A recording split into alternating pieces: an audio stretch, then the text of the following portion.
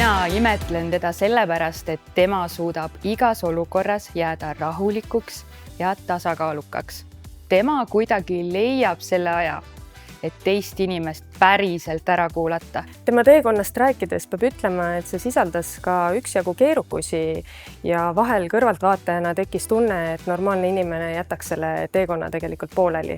Minu kolleeg on väga rahulik superkangelane, alati tasakaalukas, isegi siis, kui vahetunnis möllab orkaan. Sinu peale hakkamine on nakkav, su loovus on piiritu ja su süda, see on kullast. Tema avastamisrõõm on nii suur, et isegi Smart Tahvel klassis imestab, mida ta järgmiseks välja mõtleb. Tema seltskonnas on hea olla, sellepärast et tema oma olekuga muudab ka teised inimesed enda ümber rahulikuks. Meie koolis on temaga VEPA metoodika maaletooja.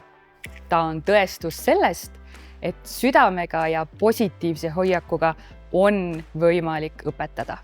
Meie ühise tee algusest meenub tore lugu, kus õpetaja eestvedamisel lapsed käisid maailmakoristuspäeva raames prügi koristamas, mis iseenesest on üpris tavaline ettevõtmine päris paljudes Eesti koolides. Aga eriliseks tegi selle olukorra asjaolu, et loosirattast õnnestus välja võtta peaauhind, milleks oli Nööpi ja Trädetäki kontsert.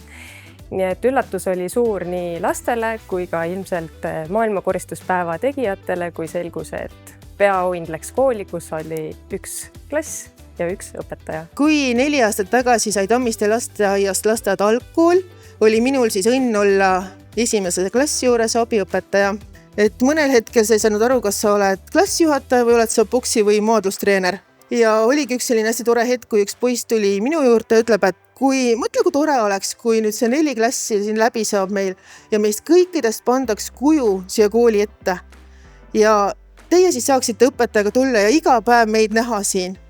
Ja siis, kui mina selle klassijuhatajale seda rääkisin, ütlesin, et tead, mul oli tahtmine sellele poisile öelda, et kui see 4 aastat läbi saab sellel õpetajal teiega, ma teen temast kuju siia kooli ette.